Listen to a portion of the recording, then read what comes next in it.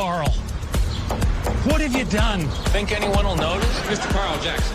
Carl Jackson was born and raised in Los Angeles, California. After the sudden death of his mother at the age of 11, he moved between L.A. and Orlando, Florida, trying to find his way in life. So I'm clearly a Carl Jackson fan. Carl Jackson. Carl Jackson. Carl Jackson. Although he was introduced to hard work, faith, and family values, as a struggling teen, he wandered down the path of least resistance, finding himself jailed twice.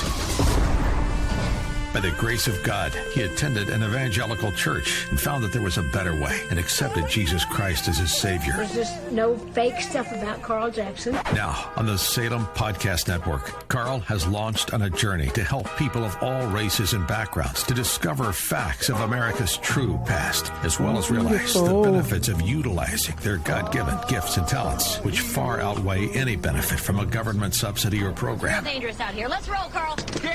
Redeemed, rehabilitated, and real entertaining. This is the Carl Jackson Podcast.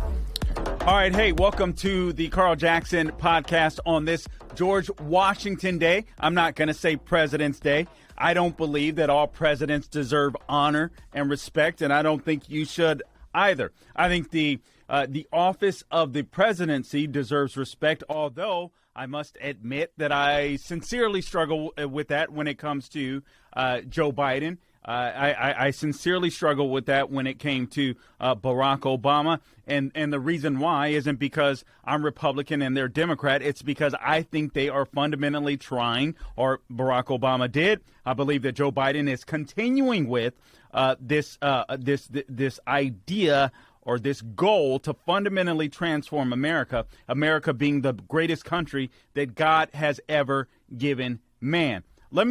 Here's what I want to do. So I want to talk to you today about why George Washington deserves his own day, his own celebration, his own holiday, regardless of your skin color. And I want to tell you why Joe Biden doesn't. But first, here's what I want to inform you of.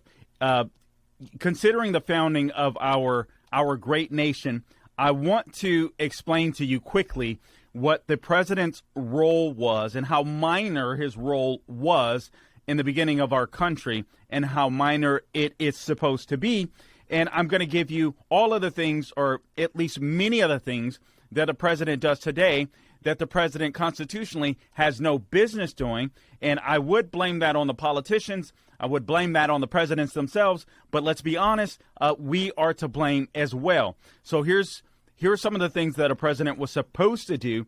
And then I'll give you, again, some of the things that presidents are doing. And Biden is going for the gusto and doing even more so. And then I'm going to take you back to this great leader named George Washington. Perhaps we'll even spend a minute on Abraham Lincoln. I do believe that those two, even though today is reserved for George Washington, but I do believe those two presidents deserve their own holiday. No others. So there were 6 areas of constitutional responsibility outlined that are outlined in the Constitution for the president. 1, the president is to be the chief of state over 300 million Americans. He's supposed to be the commander in chief over our military force of a few million. He's the chief executive officer of the whole executive branch of the government. Unfortunately, that seems to get larger and larger and larger as we grow this bureaucratic state. But nonetheless, that is the role of the president, to be the chief executive officer of the entire executive branch of government. He is supposed to be the chief diplomat in handling foreign relations. No need to see Kamala Harris going to Ukraine for political theater. We all know that's nothing but political theater. If Putin wanted to strike, he probably would have done so by now. It's not to say that he won't. Bottom line, sadly, is Putin is in charge. But nonetheless, I digress. But he's supposed to be the chief diplomat of foreign relations. And right now, we all know that Biden is incapable of doing that. The 5th thing that the president is supposed to be is the chief architect for needed legislation. Not a president. We don't need a president that wants to fundamentally transform America. We need a president that is willing to work within the bounds of the Constitution to do his job, to perform his duties. and we should be looking for legislation. That way we don't circumvent our legislators. That way we don't circumvent the will of the people. That way we don't destroy our representative government. Also, the president is supposed to be the conscience of the nation in granting pardons or reprieves when he feels justice requires them. Not this defund the police nonsense that we see today, where people that deserve to be in jail and some in prison or let go and let loose and end up committing more crime and hurting more people, even murdering and raping others. That's not, but the president is supposed to be the moral conscience of the nation.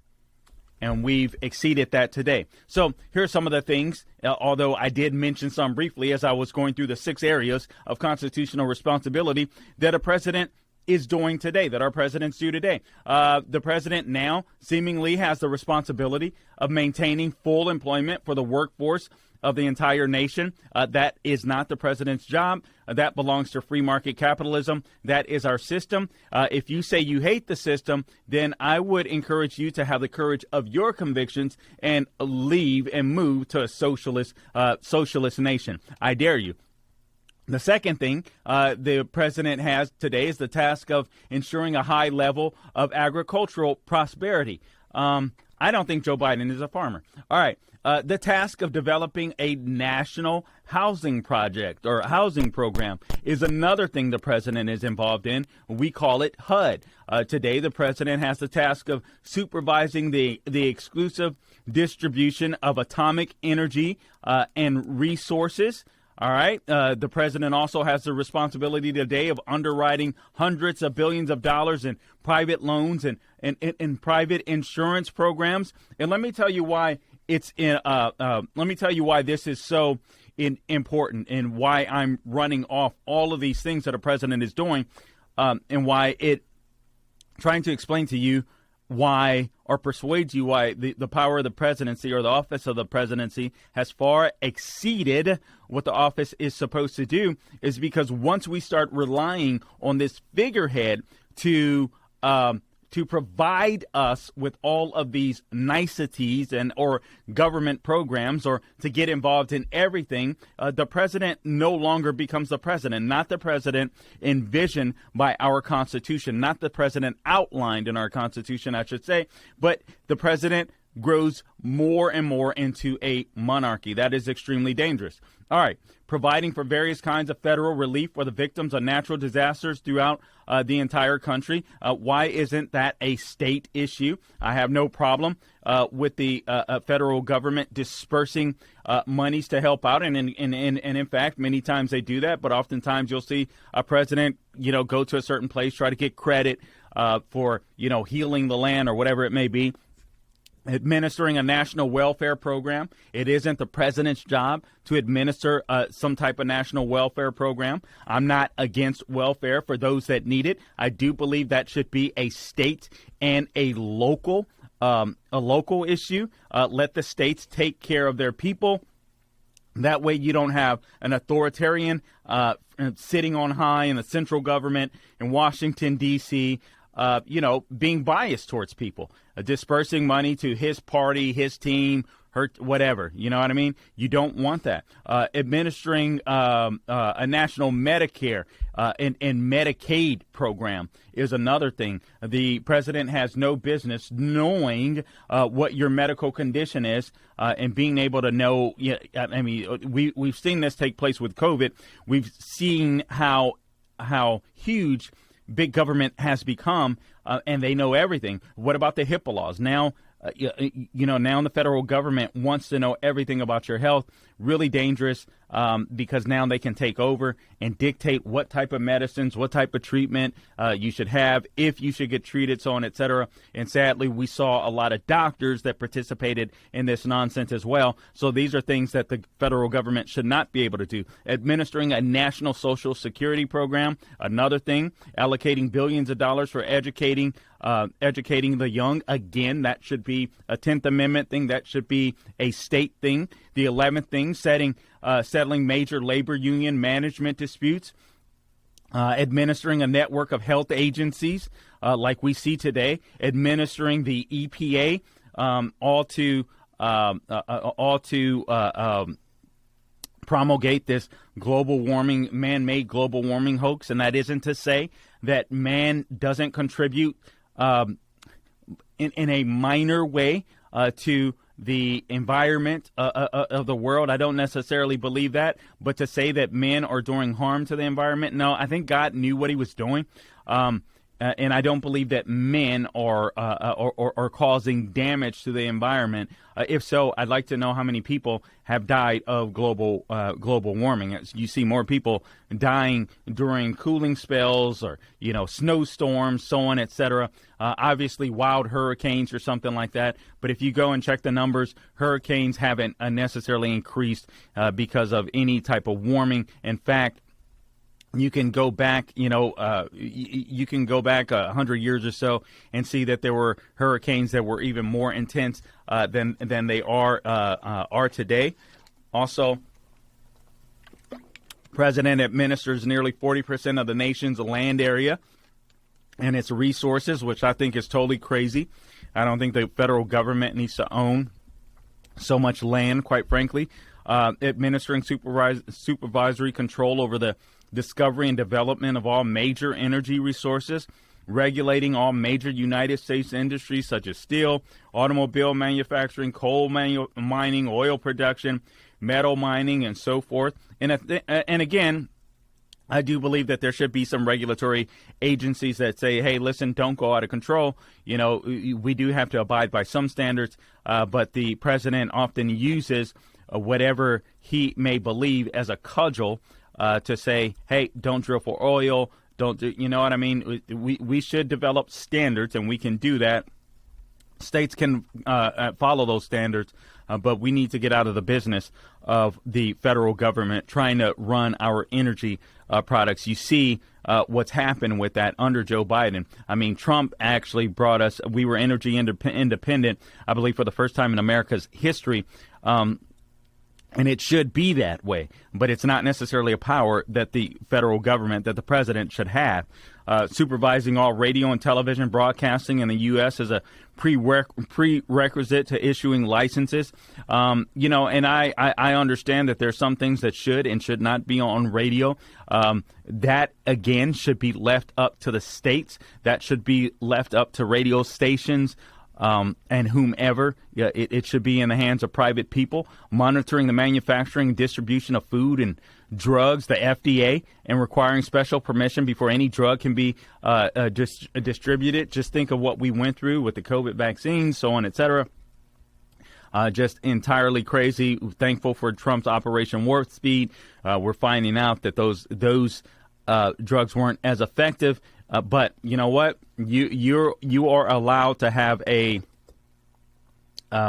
We should be allowed to have. Listen, anything you want to try medicinally within reason. Listen, some things are just stupid. I'm sorry, but within reason and in the consultation of your doctor with your doctor, you should be able to try.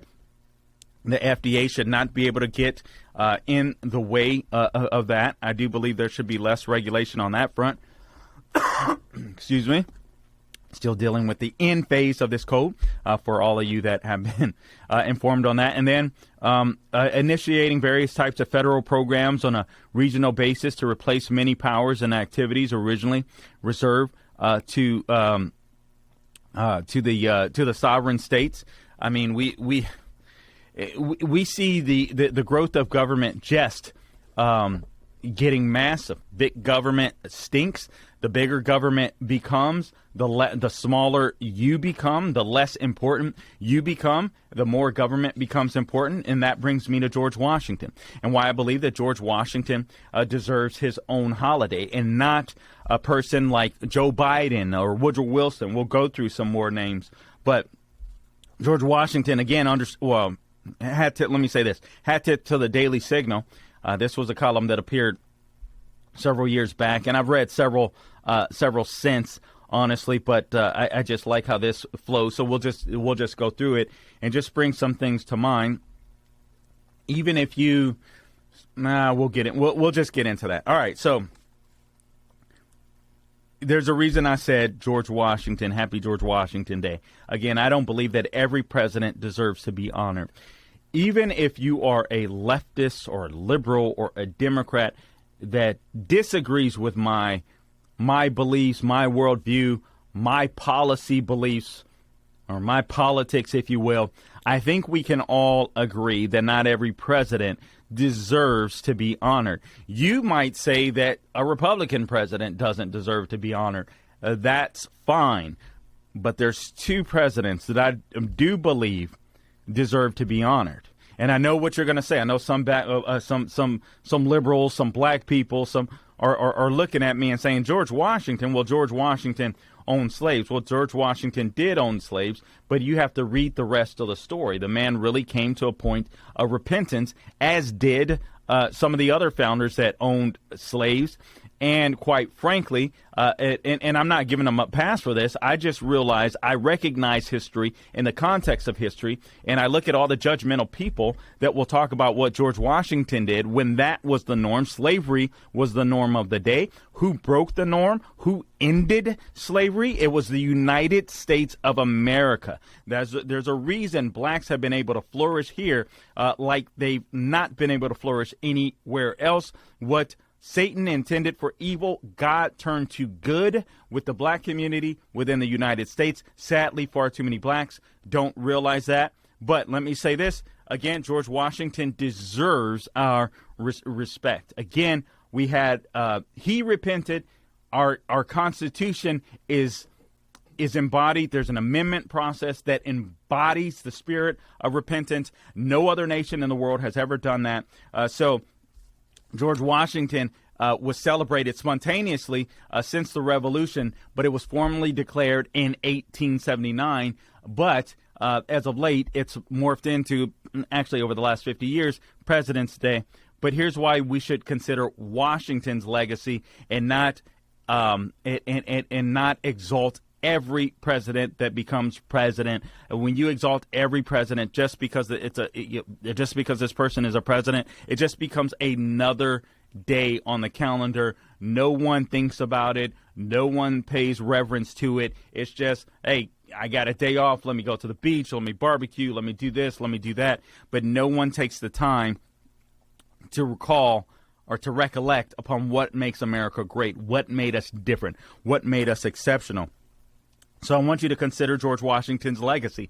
Many people considered him the indispensable man, the indispensable man of the Revolution, who was rightly extolled for being the first in war, the first in peace, and the first in the hearts of his countrymen. So he was a great leader. He was someone that was relatable when it came to his troops. He was someone that his troops looked up to. He was someone that the politicians looked up to, the founders looked up to, and that's why they chose him, wanted him to be the first president, because he had the strength and the humility needed to be president, and that's extremely important. Can you imagine? Can you imagine? When you consider George Washington, when you consider his legacy, just be honest. Should Joe Biden be mentioned in the same sentence as George Washington? No, I don't think so. George W. Bush? No, I don't think so. Barack Obama? No, I don't think so. Woodrow Wilson? No, I don't think so. Even some presidents you might like. JFK? No. Should Jimmy Carter be? Other names, Franklin Pierce, John Tyler, any of these guys, James Buchanan, do any of them deserve to have the same holiday as George Washington? Absolutely not. As Abraham Lincoln, the man who was able, if you will, although it took a lot of bloodshed to keep the Union together. No, these two men should be honored. Not all of these other guys, though some of them may have been good presidents, some of them may have even been great presidents, but none of them have been literally what began the country, the president that began the country and served so faithfully and honorably, and the president that kept the Union together. No one will ever have done that again. So it's important that we remember these people. Some people, even scholars, will use Washington's good name and legacy to try to justify their own worldview and their narratives. There was a historian by the name of Joseph Ellis. He wrote this in Time magazine years ago. Speaking of George Washington, he said he began the political tradition that produced a Union victory in the Civil War, the Federal Reserve Board, Social Security, Medicare, and more recently, Obamacare. Really? That's George Washington's legacy? That's why I mentioned all of the things that a president is supposed to do and not do. But this is what the left does. This is what liberals do. And honestly, it waters down the greatness of George Washington. So let me get this straight. Washington, he called on Americans to display their pious gratitude for their Constitution. He warned against any change by usurpation, circumventing, going around the Constitution. This was a guy that was extremely humble in his leadership. And then all of a sudden, he's supposed to be this advocate for a growing welfare state, a growing bureaucracy. No, he wouldn't have supported that, and he wouldn't have supported the individual mandate that we see in Obamacare. It's just insane. Ellis even had the audacity to praise Washington as the father of the strong executive leadership and the precursor to FDR, who stayed in office for 12 years.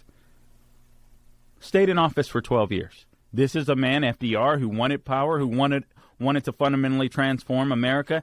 That's not who Washington was.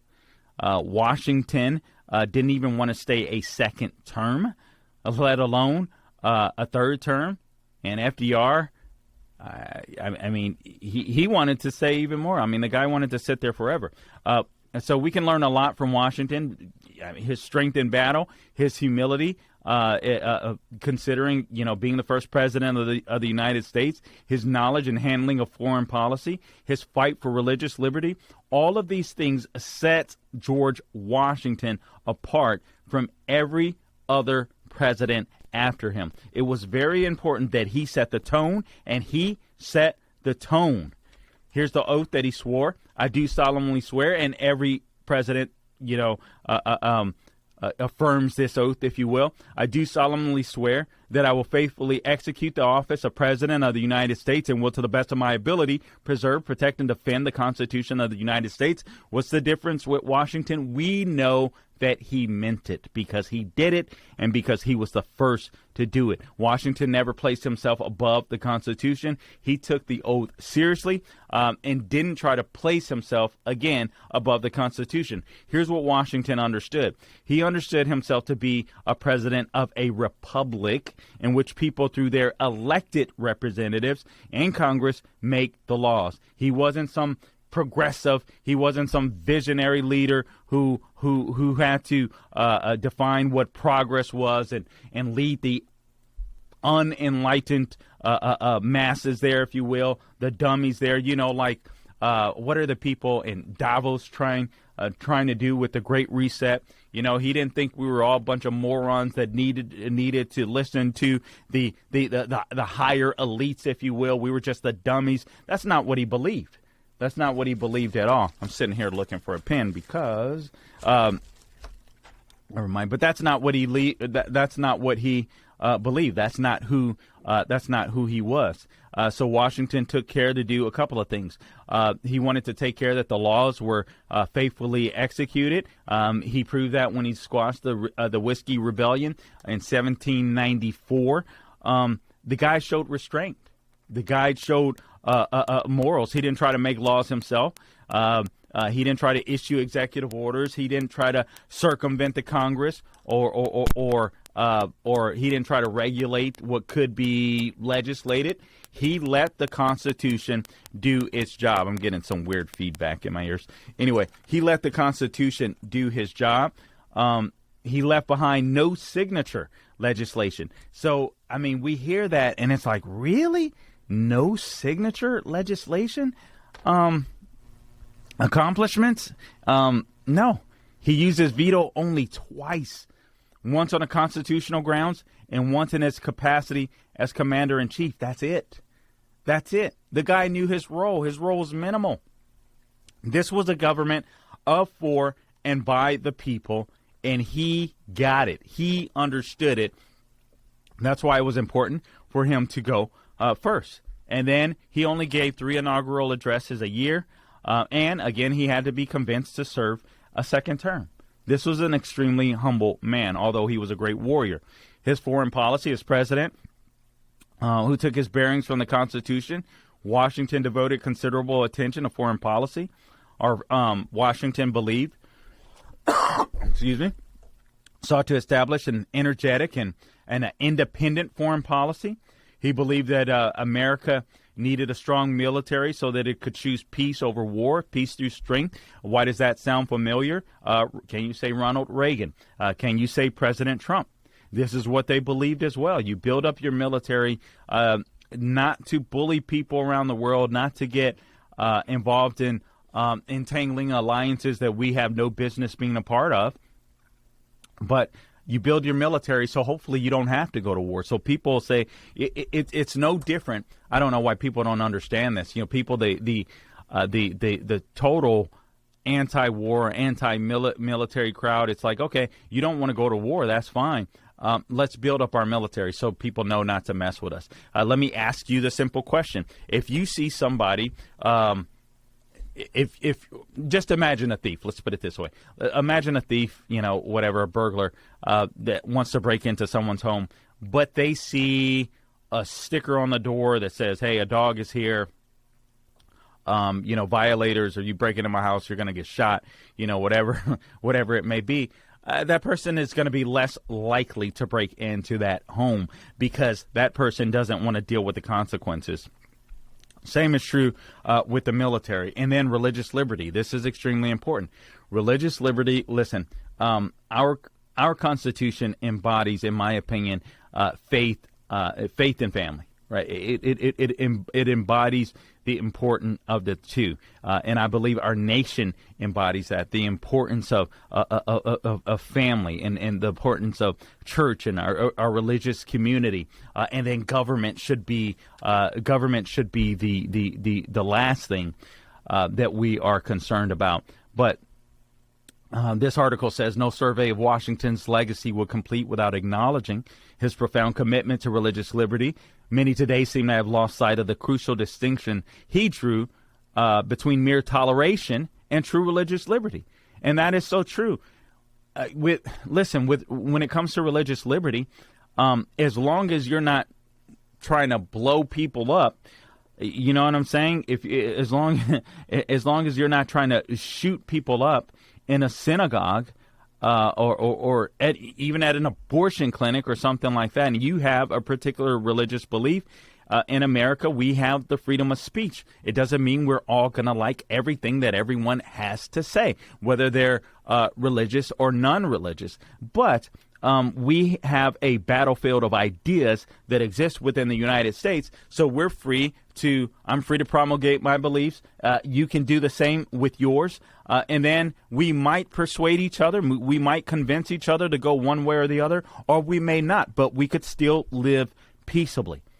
And religious liberty gives us the ability to do that. We shouldn't have a federal government that reigns on high that tells us what we should do, how we should think, what we should believe. But we should have the freedom to practice our own religion, to embrace our own religious and moral views and adapt our own world views, hopefully based upon biblical concepts. I feel like that's what's best. But nonetheless, you have the right to do whatever. You have the right to be an atheist. You have the right to be an agnostic, and that's okay. The cool thing is if we're ever threatened as Americans, we come together. E pluribus unum, from many one, and that's the way the founders intended. That's what George Washington understood. That's why he was so great. Here's what he had to say in a letter to the Hebrew congregation in Newport. All possess, regarding religious liberty, all possess a like liberty of conscience and immunities of citizenship. It is now no more that toleration is spoken of, as if it was by the indulgence of one class of people that another enjoyed the exercise of their inherent natural rights. Thank you. Listen, that's why this man is so great. He got it. He understood what the nation needed. He knew, obviously, he was there, what they needed to do to accomplish this great feat of creating this nation where the people had a say and the people weren't just the serfs and the peasants. And again, I remind you that under our Constitution, slavery was ended, and we built a system of repentance. It took us some time to get it right, but we got it right, and that's why I honor Abraham Lincoln. That's why I honor also January 1, 1863, the day the Emancipation Proclamation was signed. I believe I got that date right. I hope I got that date right. But nonetheless, that's important. All right, guys. Well, that wraps up today's edition of the Carl Jackson podcast. And again, there will be a name change, maybe Carl Jackson Show podcast, a couple other names that I'm thinking of. But please make sure you follow me on Twitter and Parler at Carl Jackson Show, Facebook, Carl Jackson Radio. And then also you can subscribe to the podcast, Apple, Google, Spotify, YouTube, Rumble. Guys, please follow me. Please like, please subscribe, please click on the bell at YouTube so you get the notifications. And until next time, don't grow weary doing good, and God bless you all.